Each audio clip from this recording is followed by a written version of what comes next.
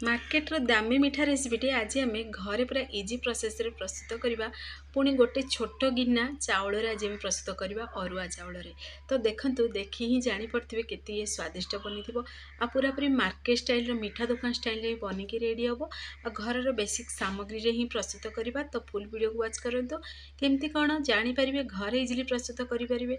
जो मैंने देखिए मीठा खाया पसंद करती भी से मैंने गोटे बदल चारिटा मीठा खाइबे। एते ये स्वादिष्ट गोटे रेसिपी बनी रेडी हम। तो देखो आपण मैंने खंड करके देखा केते बढ़िया पूरा टेक्सचर आसी। तो फुल वीडियो को वाच करंतु। तो चलतु लेट न रेसिपी आज आम प्रस्तुत करवा। नमस्कार, जय जगन्नाथ पेंजिली कुकिंग को आपण मानक अनेक अनेक स्वागत। प्रथमे आम नवा अरुआ चाउल मुठी नहीं, अरुआ बदल आप उषुना भी नहीं पारे।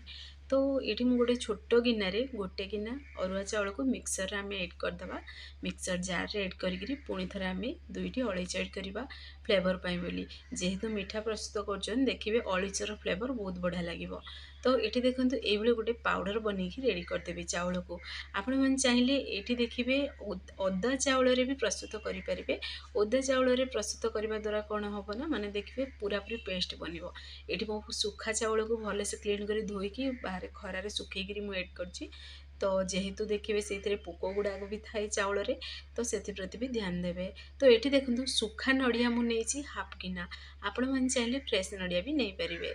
तो ये आमर पाउडरटा बनी सारा पर चाउलर आम से एड करदे नड़िया को भी से एड कर मिक्स कर मिक्सर ग्राइंडिंग करदे।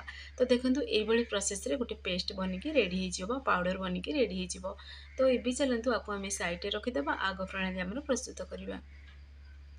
तो प्रथमे गोटे करेई नवा से एड करदे बड़ 2 चामच घी एड करवा। जेहेतु मीठा प्रस्तुत कर देखिए घीर फ्लेवर ये बहुत बढ़िया लगे। तो घी को प्रथमे आम टे गरम होदेबा। गरम हो सारा पर आम जो मिक्सर ग्राइंडिंग कर रखी चाउल नड़िया को ताकू एड करी पुणी थे ये प्रोसेस रे मिक्स करदे टे हल्का फ्लेवर आसला पर्यंत आपको टे आम घीरे भाजवा। तो ये देखिए चाउल को जब घीरे भाजिक प्रस्तुत करेंगे ना बहुत बढ़िया स्वादिष्ट लगे। तो हल्का टिके कलर चेंज है पर्यंत ही भाजबे, अधिक ताकू ब्राउन कलर करेंगे। जदि आपण मैंने ये ब्राउन कलर मीठाटी बनवाक चाहूँगी ताहले करें। तो देखो ये आमर टे हल्का भाजी हो सारा। तो ये मुझे देखो मु 10 टंकार अमूल पकेट आज मार्केट दामी मीठाटी प्रस्तुत कर देखिए। अमूल जदि एड करेंगे ना खोआर फ्लेवर आसो खाया बहुत स्वादिष्ट लगे। तो एबे आम से 10 टंकिया अमूल पकेटा को से एड करदे। एड करी यही समय गैस आंच पूरा लो फ्लेम रखिए ना पोड़ीज कहीं करेईटा बहुत गरम अच्छी। तो ये आम टे हल्का से ये प्रोसेस टे भाजवा। यही समय देखिपे आप अमूल गुड़ाक टे गोटालिया माने गुला बांधला किंतु देखिए से आगू आपण मानक देखी पूरा पूरी अमूल देखिए से पूरा मिक्स हो जाइए। तो ये हल्का भाजी हो सारा पर अमूल को भी से एड कर मिक्स कर सारा पर जी मीठा खाइबे से अनुसार चीनी एड करेंगे। मुझे हाफ गिना ही चीनी एड कर।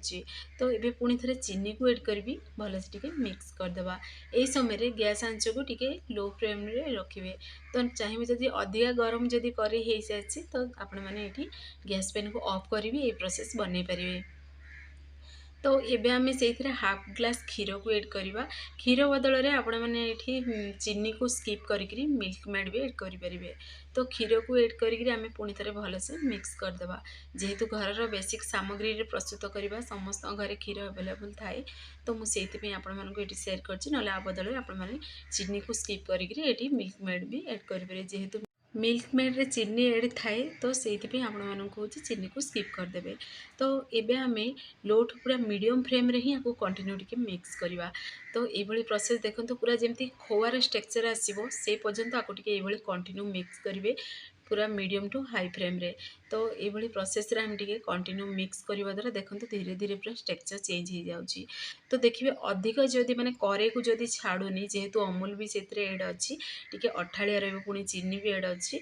तो चाहिए आपण मैंने यही प्रोसेस रे माने यही समय रे आपण मैंने गोटे 2 चामच ये घी भी एड करें। तो ये आम देखूँ आपण मैंने देखी जापे करे को पूरा पूरी छाड़ी भी सारा आ परफेक्टली ये आमर बनिकी रेडी हो सारा।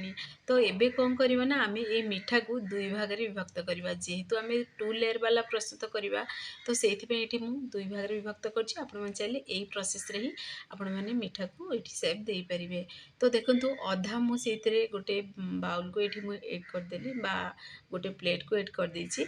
तो आउ बाकी जो अच्छी से आम अल्प टिके ऐड करदे food colour orange food colour add करछि। आपण पाखे जदि सबुज रंगर अच्छी ताले भी ऐड करवा ग्रीन कलर भी ऐड करें। तो ग्रीन कलर मीठा भी देखिए व्हाइट और ग्रीन टा बहुत बढ़िया सुंदर देखा फूड कलर। तो यहाँ पूरापूरी ऑप्शनल अच्छी आपण मैंने चाहिए ऐड करेंगे ना स्किप करेंगे केवल एमती भी खाईपारे केवल व्हाइट कलर बनईकि भी। तो देखो जेहेतु आम से फूड कलर ऐड कले ये प्रोसेस टे मिक्स करदे यही समय गैस आंच पूरा लो फ्लेम रखी प्रस्तुत करवा। तो जमती कि परफेक्टली पूरा मिक्स हो तो केते सुंदर भी देखा जाउछि। देखंतु ये जेहेतु अधिका लाइट की होछि तो टिके आपण मानको प्रॉपर्ली कलरटा आसु किंतु बहुत बढ़िया देखा होछि आ बहुत बढ़िया स्वादिष्ट भी थिला ए मीठा रेसिपीटी। तो एबे पुणी थरे आमे सेही प्लेट को ही बाहर कर देबा आ किछि समय आको आमे ठंडा बागु दबा टिके हल्का ठंडा हे सारिबा परे आम आग प्रणाली आमे प्रस्तुत करबा। तो एठी देखंतु किछि राशि मु नेछि मु एठी कंचा राशि नेनी किंतु व्हाइट राशि को टिके हल्का भाजी दीची। सबुले देखिए टिके हल्का भाजिकी जदि नेबे ताले देखिए खाया बहुत स्वादिष्ट लागिवो। तो ये देखो हाल्का उषुम अच्छी से मुझे मिक्स करुच्ची। तो देखिए पूरा जब ठंडा हो पूरा माने बिल्कुल भी लगनी हाथ को एमती भी लगुनि कहीं ये परफेक्टली पूरा मीठा आमर रेडी हो सारी मीठाटी बनिकी रेडी हो सारी। तो ये हाथ साहाଯ୍य टे आगे भलसे टे मिक्स कर चकुड़ी देवा आ बिल्कुल भी अमूल देखा जाऊनी आपण मैंने नोटिस करेंगे भी। तो ये देखो मु अल्प टे से किचन प्लेट हो कि एमती बेलना पीड़ारे हो देखिए अल्प टिके जेकोसी जिनस आपने बनवाक चाहिए सेट करने चाहिए से अल्प टिके घी ग्रीस करदे ना तेल को भी ग्रीस करदे तो बिल्कुल भी लगभग आ परफेक्टली सेट हो। तो देखो ये प्रोसेस रे आम सेप देदेवा। तो देखो हाथर हेल्प रे आमे ताको भी सेव देदेवा। फ्रेंड्स आपण मैंने फुल वीडियो को वाच करके बनातु देखिए परफेक्ट बनिकी रेडी हो और बहुत स्वादिष्ट लगे। तो आपको हमें साइड रखीदे। तो ये देखो मुझे बटर पेपर बदल में आपण मैंने जेकोसी पॉलिथिन बा जरी देखिए पूरा फ्लैट जरी भी नहीं पारे। तो ये आम से अल्प टिके पुणी थे घी को ग्रीस करदे बटर पेपर उपर जमती मीठाटी पूरा लगभग आ बहुत बढ़िया सेव आसो से। तो देखो ये प्रोसेस मो हाथ साहाଯ୍य टे माने बटर पेपर उपर टिके मु घी को ग्रीस करदेली। तो प्रथम आम कौन करेंगे ना ऑरेंज कलर जो मीठाटा बनी से मीठाटा को प्रथम आम सेप दबा। तो जेहेतु मु देखो ऊपर पार्टा पूरा ऑरेंज बनवाक चाहूँगी आमती कि भितर पूरा व्हाइट बनवाक चाहूँगी जमती कि सुंदर देखा राशि कोटिंगटा भी ऑरेंज कलर बहुत बढ़िया देखा से मुझे करछि। आपण मैंने चाहिए केवल गोटे कलर भी बनई पारे आपको लड्डू भी बनई पारे आ गोलाकार सेप दे पारे पेड़ार सेप भी दे पारे आपण मान मन पसंद अनुसार आपण मैंने बनातु ये।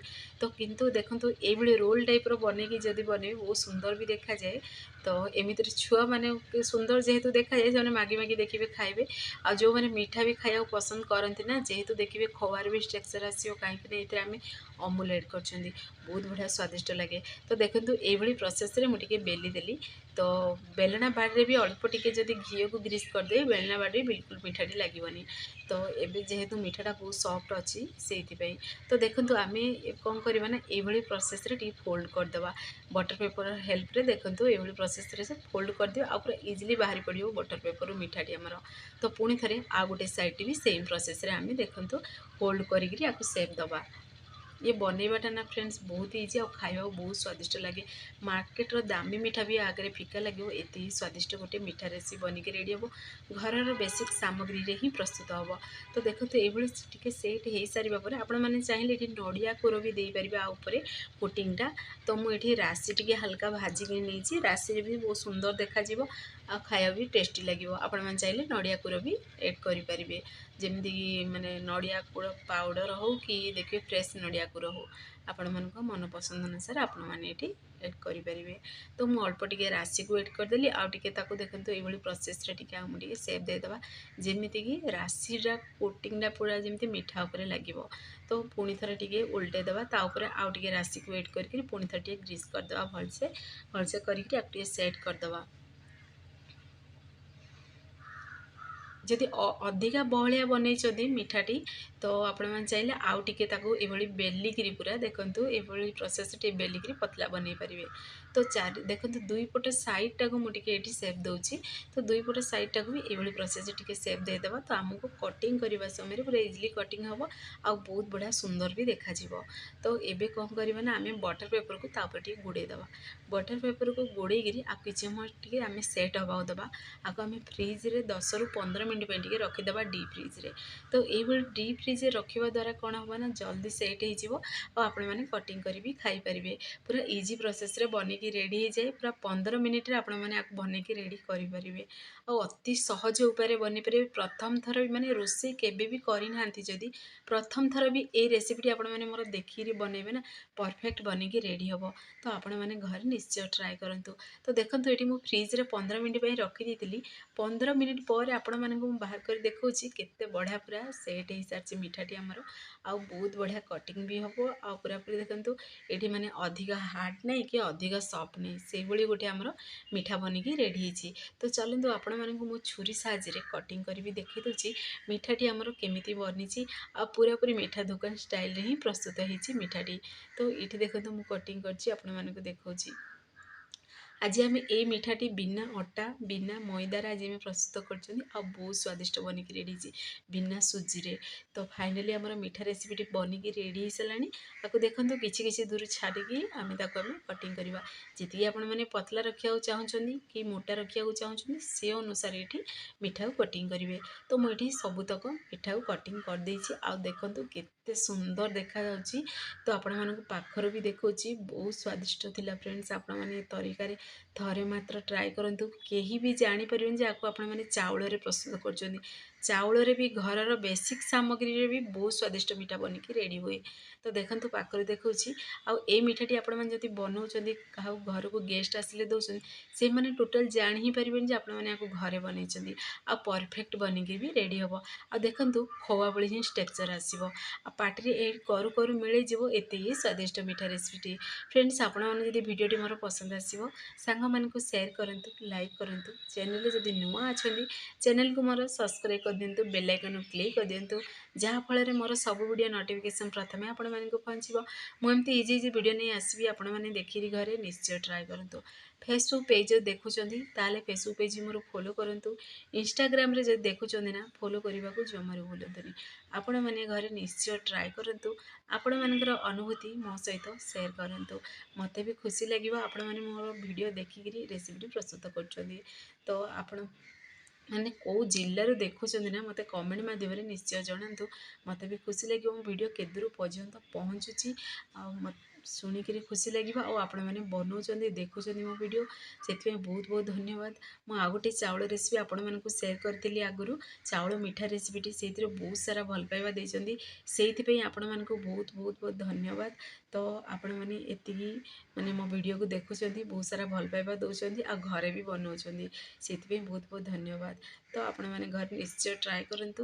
ସେ ପର୍ଯ୍ୟନ୍ତ ରହୁଛି ପୁଣି ଏକ ନୂଆ ରେସିପି ନେଇ ଆସିବି। ନମସ୍କାର ଜୟ ଜଗନ୍ନାଥ।